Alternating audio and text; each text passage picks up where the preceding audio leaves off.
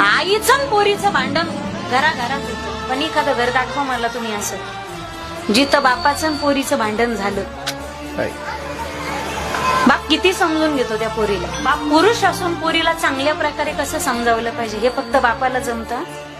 हे फक्त बापाला जमतं. घरात बापाचं आणि पोरीचं प्रेम, आईचं प्रेम लेकावर असतं, लेकाचं प्रेम आईवर असतं. घरात लेकीचं प्रेम बापावर असतं आणि बापाचं प्रेम फक्त आपल्या लेकीवर असतं. आईचं आणि पोरीचं भांडण घराघरात होतं, पण एखादं घर दाखवा मला तुम्ही असं जिथं बापाचं आणि पोरीचं भांडण झालं. बाप किती समजून घेतो त्या पोरीला. बाप पुरुष असून पोरीला चांगल्या प्रकारे कसं समजावलं पाहिजे हे फक्त बापाला जमतं. हे फक्त बापाला जमतं. घरात बापाचं आणि पोरीचं प्रेम, आईचं प्रेम लेकावर असतं, लेकाचं प्रेम आईवर असतं. घरात लेकीचं प्रेम बापावर असतं आणि बापाचं प्रेम फक्त आपल्या लेकीवर असतं.